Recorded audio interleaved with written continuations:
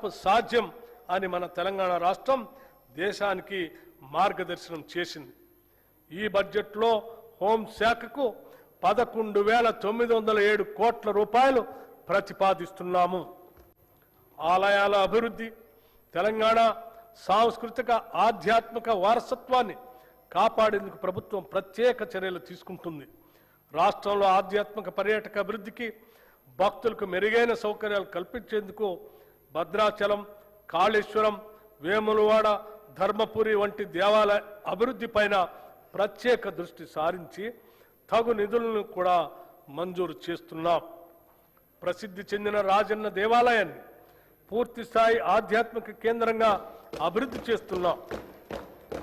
గోదావరి పుష్కరాలు 12 ఏళ్లకు ఒకసారి అత్యంత పవిత్రంగా జరుపుకునే గోదావరి పుష్కరాలు తెలంగాణ రాష్ట్రంలో 2027 జూన్ 26 నుండి జూలై 7 వరకు జరగనున్నాయి.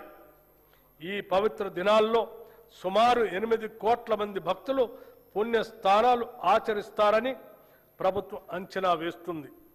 ఈ నేపథ్యంలో తెలంగాణ సంస్కృతి ఉట్టి పడేలా కుంభమేళా తరహాలో ఈ పుష్కరాలను ప్రతిష్టాత్మకంగా నిర్వహించేందుకు రాష్ట్ర ప్రభుత్వం సన్నాహాలు చేస్తుంది. ఈ పుష్కరాల నిర్వహణ మరియు రోడ్ల విస్తరణ, కొత్త ఘాట్ల నిర్మాణం, దేవాలయాల అభివృద్ధి వంటి మౌలిక సదుపాయాల అభివృద్ధి ఏర్పాట్లను పర్యవేక్షించడానికి గౌరవ మంత్రివర్యులు శ్రీ డి శ్రీధర్ బాబు గారి నేతృత్వంలో ఒక ప్రత్యేక కేబినెట్ సబ్ కమిటీని ప్రభుత్వం ఏర్పాటు చేసింది. భక్తులకు సౌకర్యవంతమైన దర్శనం, భద్రత, రద్దీ నియంత్రణ కోసం ఆధునిక సాంకేతికను వినియోగించే చర్యలు తీసుకుంటుంది. ఈ గోదావరి పుష్కరాల నిర్వహణ కొరకు ఈ బడ్జెట్లో 500 కోట్ల రూపాయలు ప్రతిపాదిస్తున్నాం. ఆధ్యాత్మిక పర్యాటక అభివృద్ధి, రాష్ట్రంలో ఆధ్యాత్మిక పర్యాటకాన్ని అభివృద్ధి చేయడంతో పాటు భక్తులకు మెరుగైన సౌకర్యాలు కల్పించడం ప్రభుత్వ ప్రధాన లక్ష్యం. రాష్ట్ర దేవాదాయ శాఖ తెలంగాణ పర్యాటక అభివృద్ధి సంస్థతో కలిసి రాష్ట్రంలో 9 కొత్త పవిత్ర యాత్రా సర్క్యూట్లని ప్రారంభించింది. ఈ యాత్రా సర్క్యూట్ల ద్వారా భక్తులకు వసతి సదుపాయాలు, ప్రత్యేక దర్శనం, పర్యాటక సౌకర్యాలు అందించబడుతున్నాయి.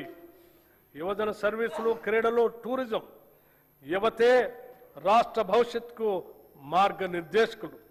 వారిలో నైపుణ్యాభివృద్ధిని పెంపొందించి పారదర్శక నియామక ప్రక్రియ ద్వారా ఉపాధి అవకాశాలను పెంపొందిస్తున్నాం.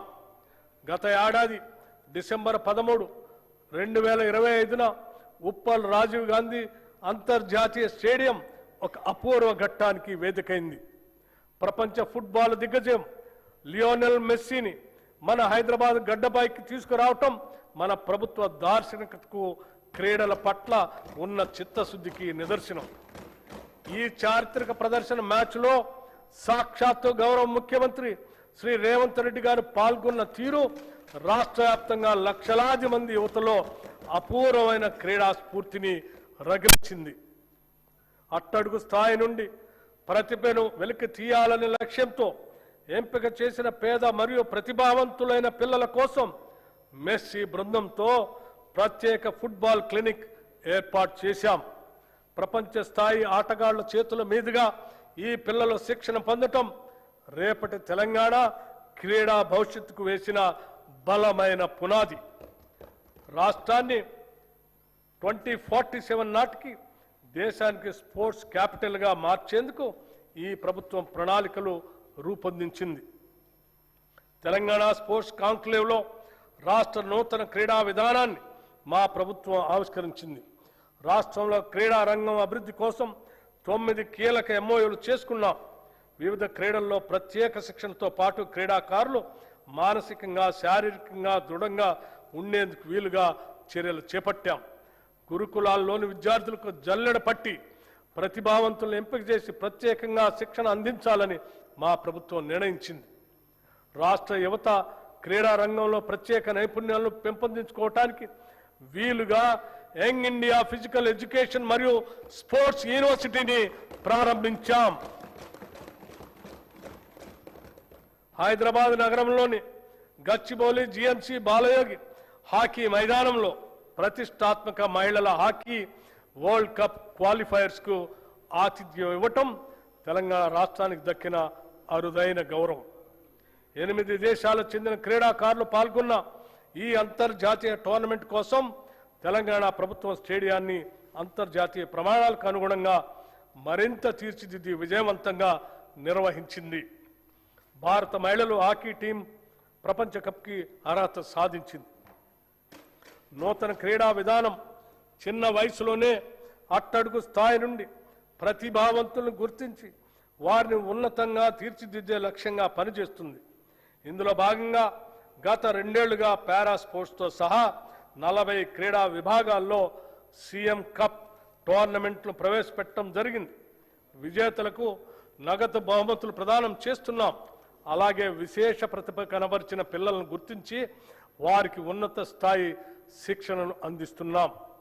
టూరిజం పాలసీ తెలంగాణ రాష్ట్రంలో పర్యాటక రంగాన్ని సమగ్రంగా అభివృద్ధి చేయడానికి మా ప్రభుత్వం తెలంగాణ టూరిజం పాలసీ 2025-2030ను ప్రకటించి అమలు చేస్తుంది. ఈ పర్యాటక విధానం ద్వారా